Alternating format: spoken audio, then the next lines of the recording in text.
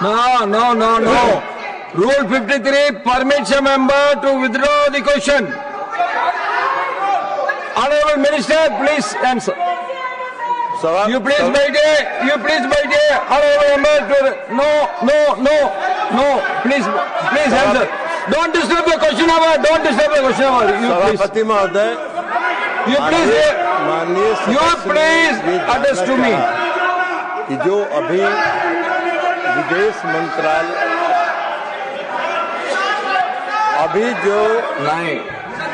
अभी जो अधिसूचना जारी की गई है exclusive economic zone 12 nautical mile से आगे फिशिंग के लिए, उसमें क्या छोटे मछुआरों के हितों की रक्षा?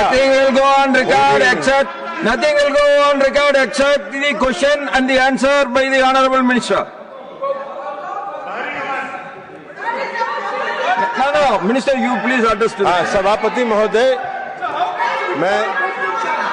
मैं माननीय सदस्य को ये बताना चाहता हूं कि आज की तारीख तक जब तक यह अधिसूचना नहीं जारी हुई कि हम exclusive you don't know. As per the rule 53, he can withdraw. You also can withdraw. You please address. No need to answer, Honorable Minister. You please answer.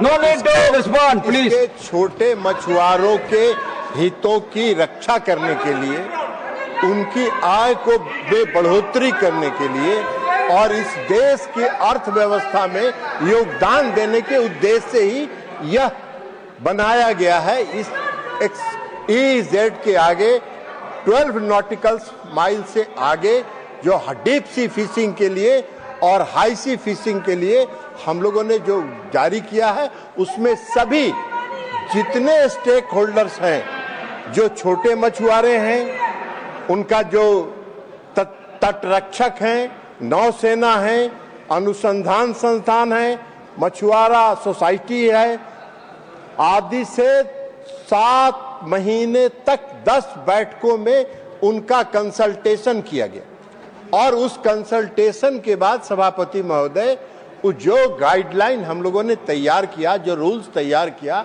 उसको हम लोगों ने अपलोड किया और राज्य सरकारों से, सभी स्टेक होल्डर से हम लोगों ने उस पर सजेशंस मांगा। उस सजेशन के बाद कुछ राज्य सरकारों ने और कुछ मछुआरा संघों ने उस पर समय की भी मांग की। हम लोगों ने उसको भी 15 दिन एक्सटेंड किया और उसको 15 दिन एक्सटेंड करने के बाद सभी जो सुझाव आए उनको समाहित करके फाइनल हम लोगों ने गाइडलाइन रूल्स जारी किया। उसमें माननीय सदस्य को हम आश्वस्त करना चाहते हैं कि जो छोटे मछुआरे हैं उनके हितों के साथ कहीं कोई नरेंद्र मोदी जी की सरकार मछुआरों के हितों की रक्षा के लिए प्रतिबद्ध है। उनके हितों के साथ कोई समझौता नहीं किया जाएगा। Second, the fourth supplementary, Dr. John Biltas.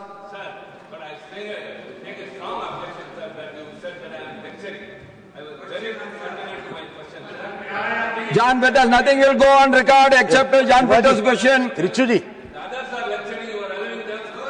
See, sir, whatever you have said, he has given the answer in elaborate way. Please, John Biltas, you go ahead with your question. Sir. Don't waste the question hour. Please don't waste the time in question hour.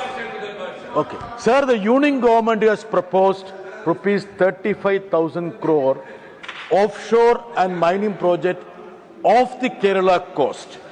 This is a huge project that has been announced with nil environmental, hydrological or socio-economic impact assessment.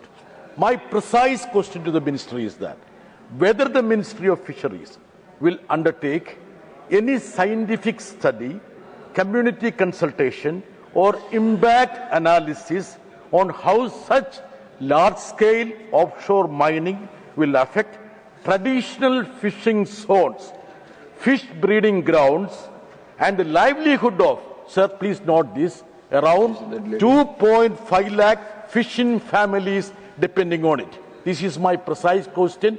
If we are not undertaking the study, will the Your question ministry, is over now. sir, be part, Please sir. make it. Be part, Otherwise, sir. Me- every member has to get a chance now. Be part, sir. You are- And meaningful protection of the coastal family, what will you do for that? Sir, precise questions. सभापति महोदय, जो माननीय सदस्य का प्रश्न है वो इस मूल प्रश्न से उसका कोई मतलब नहीं है। उनका सवाल, आप एक मिनट, सभापति महोदय, उनका प्रश्न, डिस्टर्ब क्यों कर रहे हो? बैठो दादा, बैठो बैठो। Let him complete. उसका इस मूल सब से उन्होंने माइनिंग के बारे में पूछा।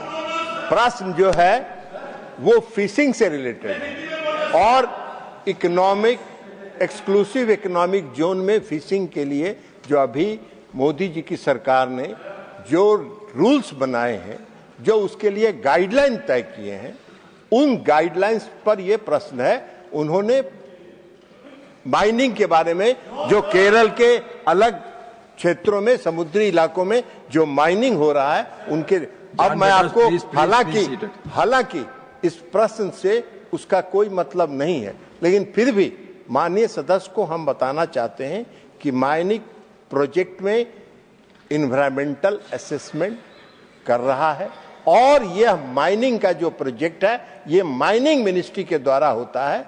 उसमें जो भी उसका इन्वायरमेंटल असेसमेंट है, उसको असेसमेंट करने के बाद ही उसमें किसी तरह की लाइसेंसिंग का प्रोविजन है। हालांकि यह प्रश्न इससे संबंधित नहीं है, फिर भी चूंकि माननीय सदस्य ने जानना चाहा, मैंने उनको बता दिया। Miss Dola Sen, be specific about your question. Don't give lecture, please. Through you, Please, wait. Let her raise her question. through you, I want to know from the union government that whether the concerned ministry has any policy to protect the deep sea fishermen through any compensation and rehabilitation scheme, and whether the deep sea fishermen get the social security as per the law of the land and as per the constitution, and whether the concerned ministry has any policy to have the concerned state governments in confidence as per federalism, as per constitution. Thank you, sir. सभापति महोदय, माननीय सदस्य ने जानना चाहा है कि मछुआरों के हितों के बारे में। प्रधानमंत्री नरेंद्र मोदी जी की सरकार मछुआरों के हितों के संबंध में कई योजनाएं उन्होंने चलाई और उन्हीं योजनाओं का परिणाम है कि आज जो हमारा मैरीन ऑन इनलैंड जो फिश प्रोडक्शन था 2013-14 में मात्र 95.7 लाख टन था, जो 10 साल के बाद 23-24 में 197 लाख टन हो गया। 106.44% का ग्रोथ हुआ और इससे जो फिशरमैन्स हैं उनकी इकोनॉमी भी बढ़ी, उनकी आमदनी बढ़ी। अगर प्रोडक्शन बढ़ता है तो उनकी आर्थिक आमदनी बढ़ती है। और ये हमने उतना ही नहीं, जो फिश प्रोडक्शन हुआ उसमें 2013-14 तक देश का मात्र 30,213 करोड़ रुपए का एक्सपोर्ट होता था, जो बढ़कर 23-24 में 62,408 करोड़ रुपए हो गया। उसका दोगुना से ज्यादा की बढ़ोतरी हुई। लेकिन जहां तक माननीय सदस्य ने राज्य सरकारों के बारे में पूछा है, मैंने उनको बताया, पहले भी बताया कि इस रूल्स को नोटिफाई करने के पहले हम लोगों ने सभी स्टेक होल्डर्स के साथ कंसल्टेशन किया, सभी मछुआरा कोऑपरेटिव सोसाइटीज के साथ किया, मछुआरा संघ के साथ हम लोगों ने किया। 7 महीने तक हम लोगों ने 10 बैठकें की और उन बैठकों के आधार पर जो सुझाव आए उसको समाहित करके हम लोगों ने वेबसाइट पर अपलोड किया, सजेशंस मांगा और भी। फिर कुछ राज्य सरकारों ने 15 दिन के बढ़ोतरी की मांग की, उसको भी हम लोगों ने बढ़ोतरी दिया और उस बढ़ोतरी के बाद जो अंतिम रूप से आया उसको समाहित करके हम लोगों ने किया। जहां तक बंगाल की बात है, हम इनको बता दें कि जो प्रधानमंत्री नरेंद्र मोदी जी ने जो प्रधानमंत्री मत्स्य संपदा योजना प्रारंभ किया, आपकी राज्य सरकार ने 2 वर्षों तक उसको स्वीकार नहीं किया था। यही आपका काम है। आप खुद मछुआरा, आपकी राज्य सरकार को सलाह दीजिए कि मछुआरों के साथ वो उनके हितों के साथ समझौता नहीं करे। केंद्र सरकार जो काम कर रही है। नंबर 109 श्रीमती दर्शना सिंह जी। मेरा क्वेश्चन नंबर 109। Honourable minister. माननीय सभापति पूछा था, आया नहीं। फर्स्ट सप्लीमेंट्री श्रीमती दर्शना सिंह। धन्यवाद सभापति महोदय जी।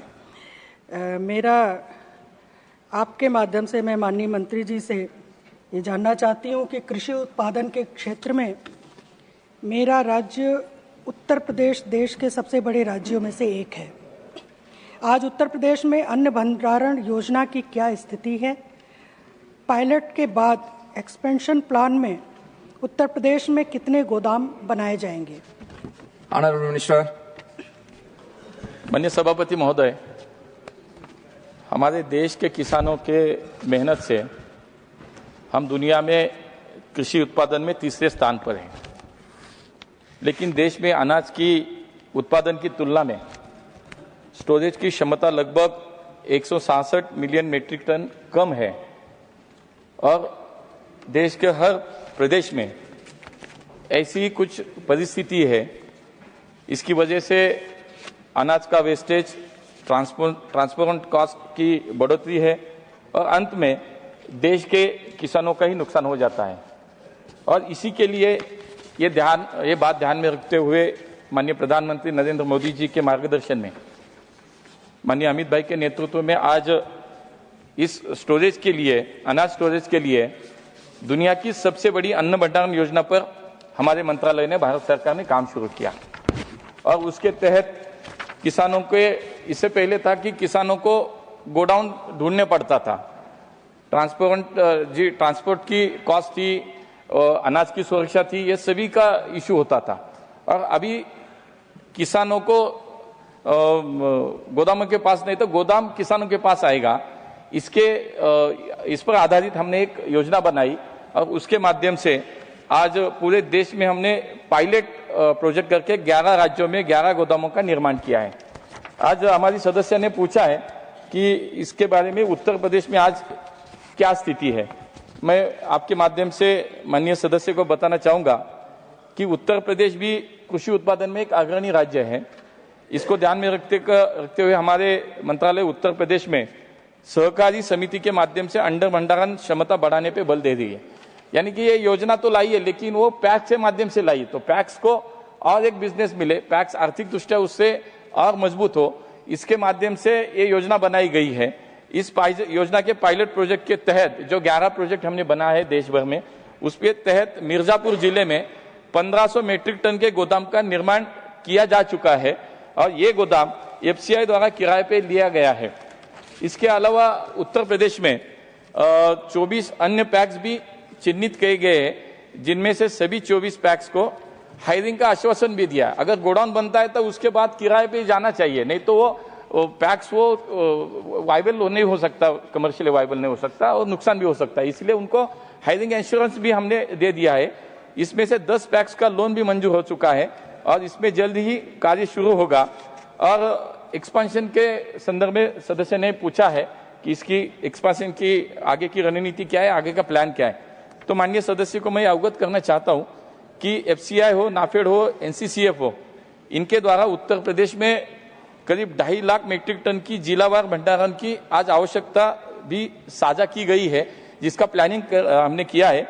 इसके लिए राज्य सरकार को 2500 मीट्रिक टन क्षमता वाले गोदाम के आधार पर 96 उपयुक्त पैक्स की वहां पे पहचान भी की गई है कि उनके माध्यम से ये योजना आगे बढ़ाई जाए।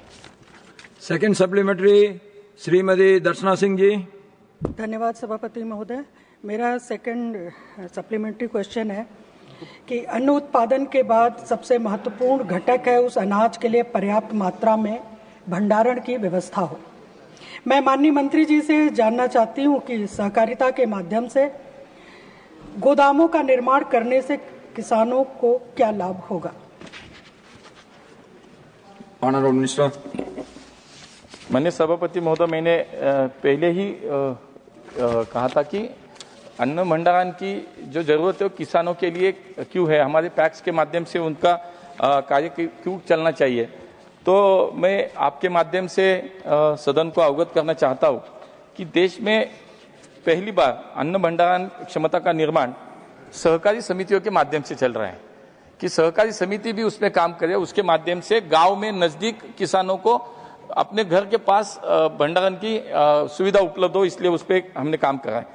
पैक्स स्तर पर भंडारण क्षमता निर्माण से किसानों को अनेक लाभ अलग अलग तरह से प्राप्त होंगे, जैसे कि पैक्स गोदामों में फसल भंडारण कर सकेंगे और उचित समय पर बेचकर बेहतर दाम भी उनको मिलेंगे। भंडारण के आधार पर किसानों को लोन भी उपलब्ध होगा और मजबूरी में कम दाम पर फसल की बिक्री करनी नहीं पड़ेगी, क्योंकि अगर भंडारण की सुविधा नहीं होती तो फसल भी उसका वो सुरक्षित नहीं रह सकता, वो खराब हो सकता है, इसलिए उसको जैसी भी जो कीमत मिले उस पर उसको बेचना पड़ता था। तो लेकिन अभी भंडारण होने के बाद मजबूरी में उसको कम दाम पर फसल की बिक्री नहीं करनी पड़ेगी। उसके बाद फिर पंचायत और गांव स्तर पर कृषि इनपुट और सेवाएं भी लोगों के लिए, किसानों के लिए उपलब्ध होगी। विविध कृषि गतिविधियों से अतिरिक्त इनकम के अवसर बढ़ेंगे। पर्याप्त भंडारण उपलब्ध होने से फसल का नुकसान भी कम होगा और उससे लाभ भी होगा। सहकारिता क्षेत्र को अन्न भंडारण योजना जोड़ने से अनेक फायदे किसानों के हुए, जैसे कि पैक्स प्रोक्योरमेंट सेंटर और एफएफसी दोनों की भूमिका उसमें निभाएंगे। हायरिंग सेवाएं शुरू करने के लिए अतिरिक्त इनकम भी मिलेगा। एफएफसी और खरीद केंद्र एक ही स्थान पे होंगे, जिससे ट्रांसपोर्ट कॉस्ट में कमी आएगी, किसानों को उसका फायदा होगा। इस तरह पैक्स के सशक्तिकरण के सहकारिता क्षेत्र उसके साथ और मजबूत होगा, किसानों को और सुविधा अच्छी तरह से अपने घर के, अपने नजदीक यहाँ से इसके माध्यम से प्राप्त होगी। थर्ड सप्लीमेंट्री श्रीमान राजेंद्र गुप्ता जी। जी, माननीय सभापति जी, मैं आपका बहुत धन्यवाद करता हूं कि आपने मुझे मौका दिया। जैसा आप जानते हैं कि जो स्टोरेज में आंकड़ों के हिसाब से 7,000 करोड़ से भी ज़्यादा नुकसान हो रहा है, और मैं पंजाब से आता हूं और पंजाब की बात रखना चाहता हूं। पंजाब में गेहूं 90% ओपन एंड कवर्ड प्लिंथ में रखी जाती है। तो मैं आपका ध्यान दिलवाना चाहूँगा कि जो अनाज है उसको सही तरीके से रखने से आप क्या सहायता कर सकते हैं, क्या सपोर्ट कर सकते हैं, किस तरीके से अनाज की बर्बादी ना हो और उसको सही तरीके से रखा जाए और एक देश का भी नुकसान ना हो और किसान का भी नुकसान ना हो। धन्यवाद। Honourable minister. माननीय सभापति महोदय, पहले तो मैंने अभी कहा कि 11 पायलट प्रोजेक्ट के 11 अलग अलग जगह पे हम कर रहे हैं। उसके बाद 500 से भी अधिक ये अन्न भंडारण की योजना की जाए, इसके लिए 500 से अधिक जगह पे हमने पैक्स को चिन्हित भी किया गया। पंजाब में अब तक 5 प्रस्ताव आए थे 9 डिस्ट्रिक्ट से, और उन्होंने उनके यहाँ पे 240 पैक्स अभी हमने चिन्हित भी करे हैं कि ये अन्न सुरक्षा के लिए भंडारण का निर्माण किया जाए। तो पंजाब में भी अभी 240 पैक्स को हमने चिन्हित किए कि वहाँ के किसानों को लाभ हो, उनको फायदा हो, और इसके लिए हमने वहाँ भी अन्न भंडारण की योजना शुरू करने का फैसला किया है। डिमांड राज्य सरकारों से अगर आती है तो हम उस पर काम कर सकते हैं। पंजाब से अगर कोई इसके अतिरिक्त भी अगर कोई प्रस्ताव आता है तो हम उन पे बिल्कुल काम करेंगे। Fourth supplementary doctor Bhim Singh जी।